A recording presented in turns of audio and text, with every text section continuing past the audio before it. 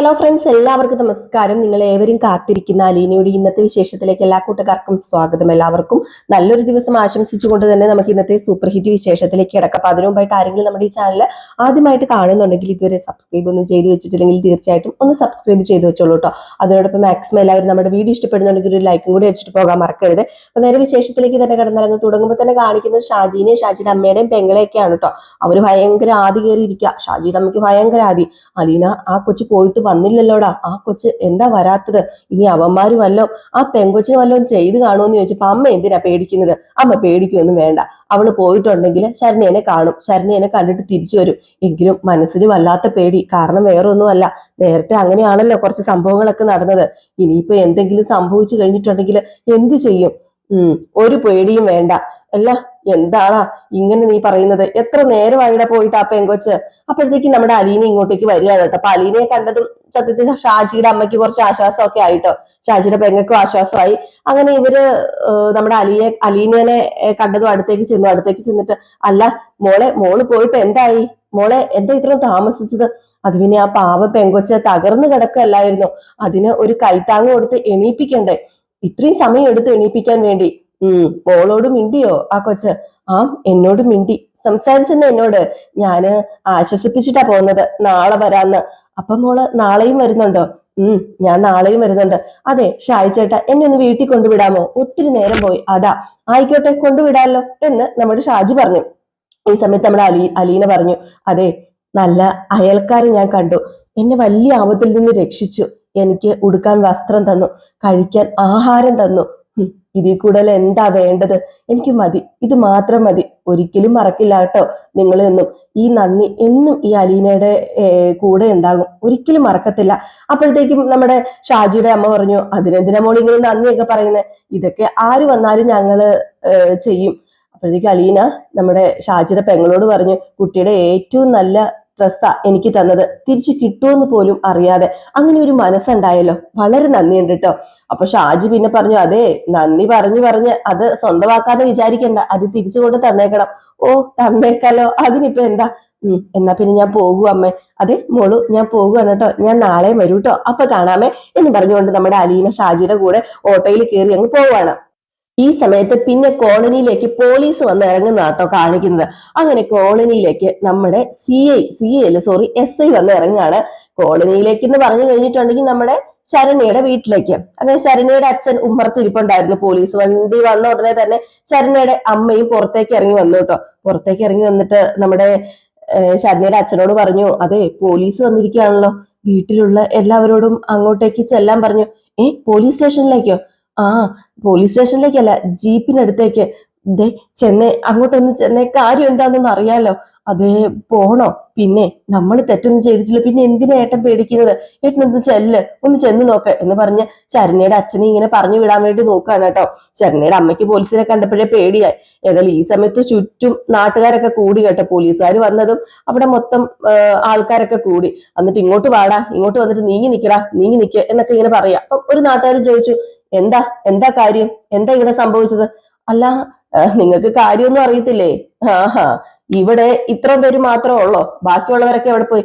അത് പിന്നെ കുറെ പേര് പണിക്ക് പോയി സാറേ. അല്ല, അല്പം മുൻപ് വരെ ഇവിടെ 30ഓളം പേര് കൂടിയിട്ടുണ്ടായിരുന്നല്ലോ. എല്ലാവരും കൂടെ ചേർന്നൊരു പെൺകുട്ടീനെ ഇവിടെ വളഞ്ഞിട്ട് ആക്രമിച്ചു എന്ന് വ്യക്തമായിട്ടുള്ള വിവരം കിട്ടിയിട്ടുണ്ട്. അല്ല, കത്തിച്ചു എന്ന് വരെ കേട്ടിട്ടുണ്ട്. അത് പിന്നെ ദേഹത്ത് മണ്ണെണ്ണ കുഴഞ്ഞു എന്നുള്ളത് നേരാ, പക്ഷെ തീയൊന്നും കൊളുത്തിയിട്ടില്ല. ഇവിടെ ആക്രമണം നടന്ന വീഡിയോ ഞങ്ങൾക്ക് കിട്ടിയിട്ടുണ്ട്, നിങ്ങൾക്ക് കാണണോ? എന്നും പറഞ്ഞ് നാട്ടുകാർക്ക് ഇത് കാണിച്ചു കൊടുക്കുകയാണ്. ഈ സമയത്ത് പോലീസ് പറഞ്ഞു, ഞങ്ങളുടെ കയ്യിൽ എപ്പോഴെങ്കിലും കിട്ടും. ഇന്ന് തനിയെ വന്ന് അവിടെ ഹാജരായിട്ടുണ്ടെങ്കിൽ, അല്ലെങ്കിൽ പോലീസ് സ്റ്റേഷനിൽ വന്നിട്ടുണ്ടെങ്കിൽ പ്രശ്നമൊന്നും ഉണ്ടാവത്തില്ല.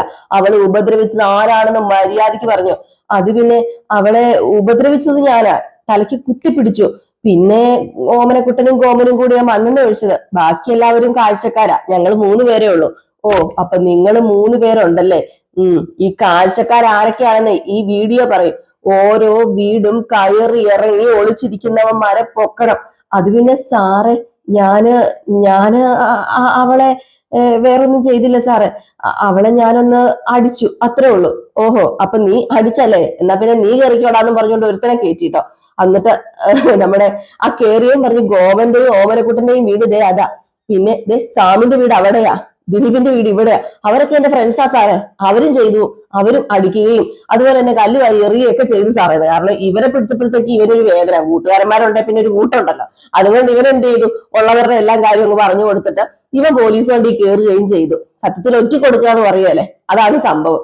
ഏതായാലും പോലീസുകാർ അവിടെ നടന്ന് ചുറ്റും അന്വേഷിച്ച് ബാക്കിയുള്ള എല്ലാവരെയും, അതായത് കുറച്ചു പേരുണ്ടല്ലോ നമ്മുടെ അലീനെ ഉപദ്രവിച്ച്, എല്ലാവരെയും പിടിച്ചുകൊണ്ട് സ്റ്റേഷനിലേക്ക് പോവാണ് കേട്ടോ. ഇതിനുശേഷം പിന്നെ കാണിക്കുന്ന സീൻ എന്ന് പറഞ്ഞു കഴിഞ്ഞിട്ടുണ്ടെങ്കിൽ നമ്മുടെ അലീന നേരെ വീട്ടിലേക്ക്, നെടുമ്പുരയ്ക്കൽ വീട്ടിലേക്ക് വരികയാണ്, നമ്മുടെ ബാലചന്ദ്രന്റെ അടുത്തേക്ക്. ഷാജി തന്നെയാണ് വീട്ടിന്റെ മുറ്റത്ത് കൊണ്ടാക്കുന്നത്. അങ്ങനെ ഓട്ടോ നിർത്തിയിട്ട് നമ്മുടെ അലീന പറഞ്ഞതേ ഇതാട്ടോ വീട്. ആ എനിക്കറിയാം, ഞാൻ മുമ്പ് വന്നിട്ടുണ്ടെന്നേ. അത് പിന്നെ ഷാജിയായിട്ട് വരുന്നുണ്ടേ, ഇറങ്ങി വീട്ടിലൊന്ന് കയറിയിട്ട് പോകാം. ഏയ് അതൊന്നും വേണ്ടെന്നേ. അല്ല ചായ കുടിച്ചിട്ട് പോകാം. അതെ എനിക്ക് വേറെ ഓട്ടോ ഉണ്ട്, ഒരു 5 മിനിറ്റ്. വേറൊരു ദിവസം ഞാൻ വരാം. ദേ ഫോണ് വരുന്നുണ്ട്. അപ്പൊ ഫോൺ ബെല്ലടിക്കുന്നുണ്ട് കേട്ടോ. അപ്പൊ ഫോണ് വരുന്നുണ്ട്, ഞാൻ ഇപ്പൊ വരാട്ടോ എന്ന് ഫോണിൽ കൂടെ ആരോടോ പറയുന്നുണ്ട്. അപ്പം ഓട്ടോ വന്നു ആരോ വിളിച്ചത്.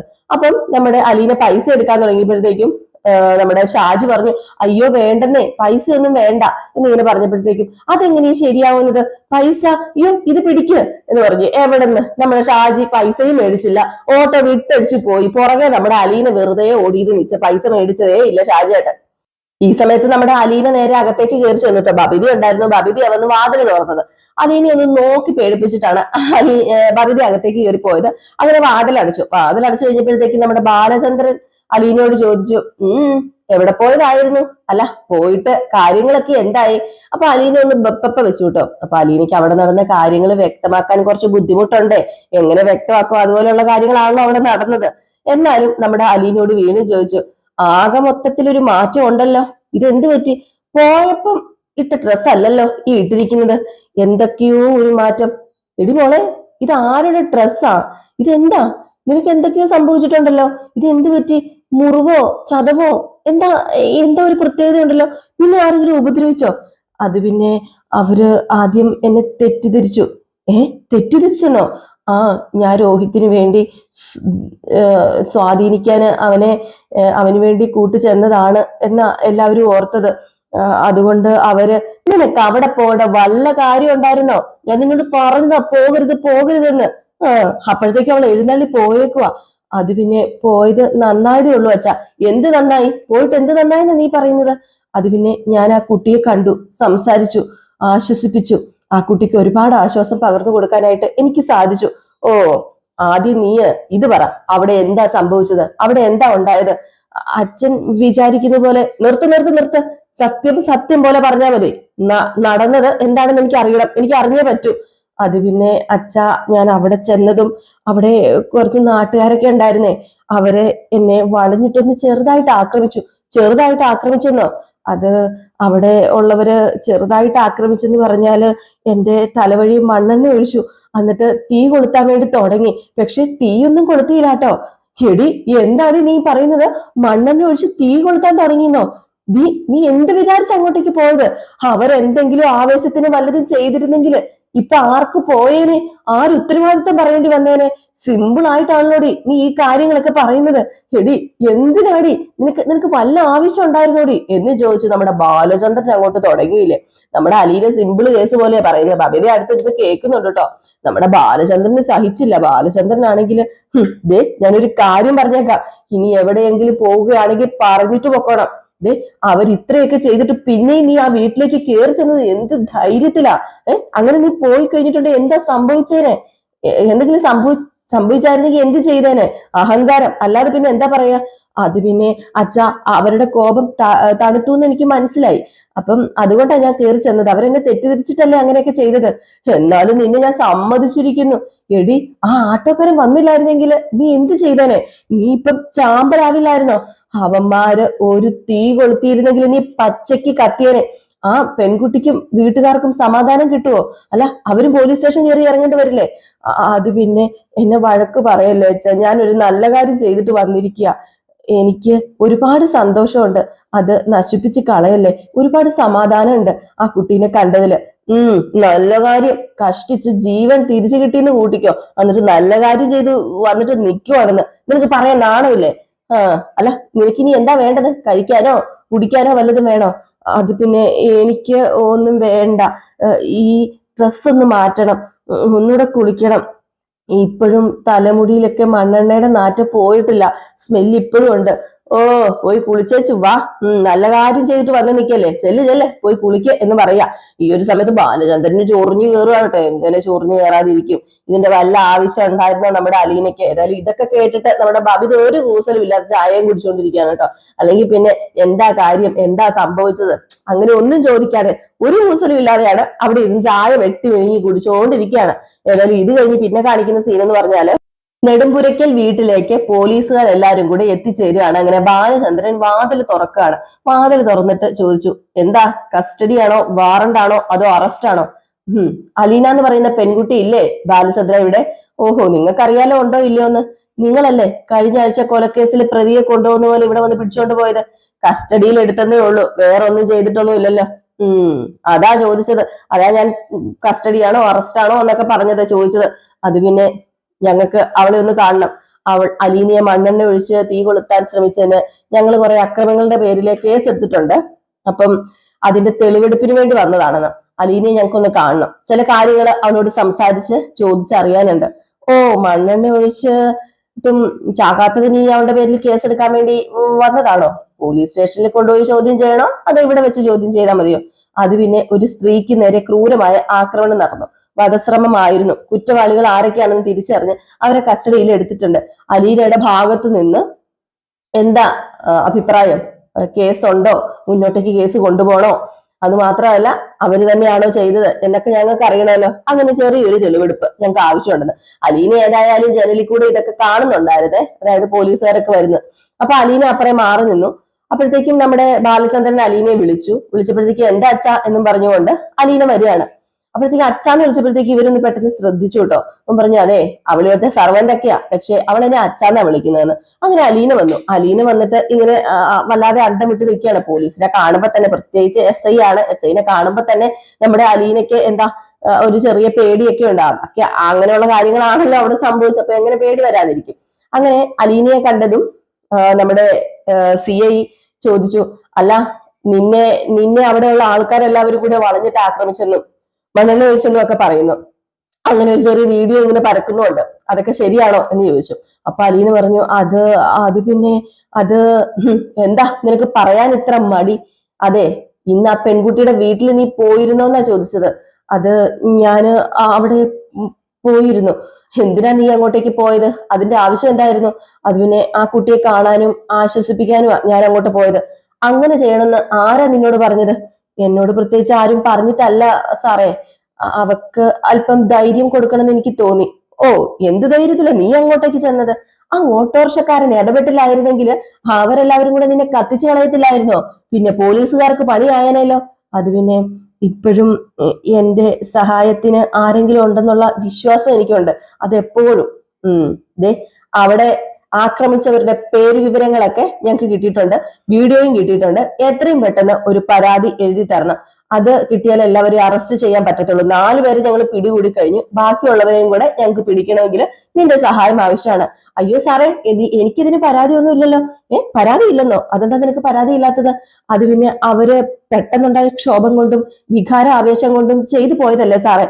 അതിന് ഞാൻ എന്തിനാ അവരോട് ഇങ്ങനെ വാശി വൈരാഗ്യം വെക്കുന്നത്? ഞാൻ അവരോട് ക്ഷമിച്ചു. ഓഹോ, കൊല്ലാൻ ശ്രമിച്ചവരോടാണോ നീ ക്ഷമിക്കുന്നത്? ഇത് കൊള്ളാലോ അലീനെ. നിന്നെ അവര് കൊലപ്പെടുത്തിയിരുന്നെങ്കിലേ ഞങ്ങളല്ലേ പുറകെ നടക്കേണ്ടത്. അത് പിന്നെ കൊന്നില്ലല്ലോ സാറേ, അവരെന്നെ തെറ്റിദ്ധരിച്ചതല്ലേ. ഞാൻ മറ്റേ പെൺകുട്ടീനെ സ്വാധീനിച്ചാൻ ചെന്നതാണെന്നാ അവരോർത്തത്. വാസ്തവത്തില് അതിനല്ലേ നീ പോയത് അങ്ങോട്ടേക്ക് സ്വാധീനിക്കാന്? അല്ല സാറേ, അതിനൊന്നും അല്ല ഞാൻ പോയത്. ആ കുട്ടിയോട് ചോദിച്ചാല് അവര് വ്യക്തമായിട്ട് പറയും. കുട്ടിയുടെ അച്ഛനോടും അമ്മയോടും ചോദിച്ചാൽ പറയും. ഇനിയും ഞാൻ അങ്ങോട്ടേക്ക് പോകുന്നുണ്ട്, അവളെ കാണാനും ആശ്വസിപ്പിക്കാനും ഒക്കെ.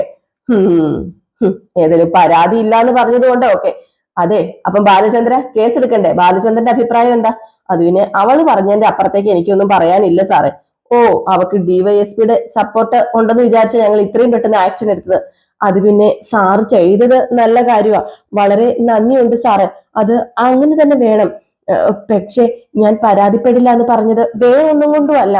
എന്നെ കണ്ടപ്പം ആ കോളനിയിലുള്ളവരും ശരണ്യയുടെ വീട്ടുകാരും വിചാരിച്ചത് ഒരു പ്രതിയുടെ സഹോദരി ശരണ്യയെ സ്വാധീനിക്കാൻ വന്നതാണെന്ന. അപ്പം അവരെന്നെ ആക്രമിച്ചു. അതിന് തെറ്റില്ലല്ലോ സാറേ, കാരണം അങ്ങനെ ആരെങ്കിലും വന്നിട്ടുണ്ടെങ്കിൽ അവര് അങ്ങനെ ചെയ്യണം. പിന്നെ ശരണ്യനെ ദ്രോഹിച്ചവരോട് പകരം വീട്ടാനുള്ള ആവേശത്തിൽ അവര് ചെയ്തു പോയതാ. ഞാന് പിന്നെ അത് കഴിഞ്ഞ് ശരണ്യയുടെ വീട്ടിൽ പോയി ആ കുട്ടിയെ കണ്ടു, സമാധാനിപ്പിച്ചു, വീട്ടുകാരോട് സംസാരിച്ചു.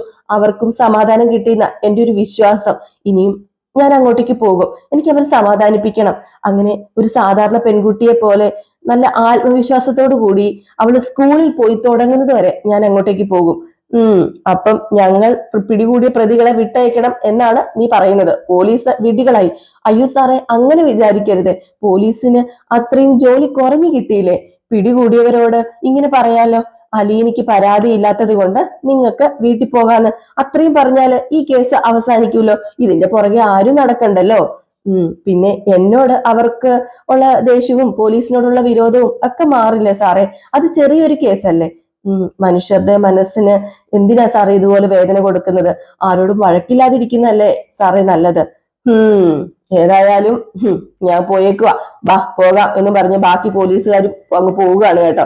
അങ്ങനെ പ്രതികളെ വിട്ടയക്കുകയും കൂടെ ചെയ്യുകയാണ്. ഏതായാലും സത്യം പറഞ്ഞു കഴിഞ്ഞിട്ടുണ്ട്, അലീന ചെയ്തൊരു നല്ല കാര്യമാണ്.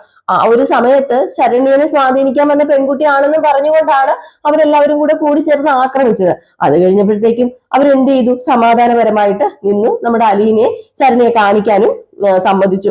അപ്പൊ പിന്നെ നമ്മുടെ അലീനയ്ക്ക് ആരെയും കുറ്റം പറയേണ്ട കാര്യമില്ല, ആർക്കെതിരെ പരാതി കൊടുക്കേണ്ട കാര്യവും ഇല്ലല്ലോ. ഈ സമയത്ത് പോലീസ് പോകാൻ നേരത്ത് നമ്മുടെ ബാലചന്ദ്രനോട് പറയാണ്, നിങ്ങൾക്ക് വേണ്ടിയാ ഞാൻ ഇവിടെ വന്നത്. ആ പെണ്ണിന്റെ തലയ്ക്ക് എന്തോ കുഴപ്പമുണ്ട് ബാലചന്ദ്രന്ന് പോലീസുകാരെ ബാലചന്ദ്രനോട്. അങ്ങനെ ബാലചന്ദ്രൻ പറഞ്ഞു, നിങ്ങൾ വന്ന കാര്യം കഴിഞ്ഞല്ലോ, നിങ്ങൾക്ക് പോകാം. അല്ലാതെ കൂടുതൽ ഒന്നും ഇവിടെ സംസാരിക്കേണ്ടത്. കാരണം വേറെ ഒന്നുമല്ല, അന്ന് നമ്മുടെ രോഹിത്തിനെ പിടിച്ചോണ്ട് പോയപ്പം ഈ വക കാര്യങ്ങളൊന്നും ഇല്ലായിരുന്നല്ലോ. പിടിച്ചോണ്ട് പോയത് വെറും പട്ടിയെ തല്ലുന്ന പോലെ ഒരു അച്ഛന്റെ മുമ്പിൽ വെച്ച് തല്ലി ചതച്ചല്ലേ പിടിച്ചോണ്ട് പോയത്. അപ്പൊ ആ ഒരു വൈരാഗ്യവും ഒക്കെ നമ്മുടെ ബാലചന്ദ്രന്റെ മനസ്സിലുണ്ട്. പിന്നെ ബാലചന്ദ്രനോട് കൂടുതൽ സംസാരിക്കാൻ നിന്ന് പറഞ്ഞ ബാലചന്ദ്രൻ കേൾക്കുവോ? പോലീസുകാരെ വെറും സിമ്പിൾ ആയിട്ട് അവിടെ നമ്മുടെ ബാലചന്ദ്രൻ പറഞ്ഞയക്കാട്ടോ ചെയ്തത്. ഒന്നും പറയണ്ട, വിട്ടു പൊക്കോ എന്നുള്ള രീതിയിൽ. അപ്പൊ ഈ ഒരു സീൻ കാണിച്ചിട്ടാട്ടോ ഇന്നത്തെ വിശേഷം അവസാനിക്കുന്നത്. അപ്പൊ എല്ലാവരും കാത്തിരിക്കുക അടുത്ത വിശേഷത്തിനായിട്ട്. അടുത്ത വിശേഷവുമായി എത്രയും പെട്ടെന്ന് കാണാം. അതുവരെ എല്ലാവർക്കും ടാറ്റ ബൈ ബൈ. ലൈക്ക് അടിക്കാൻ മറക്കരുതേ.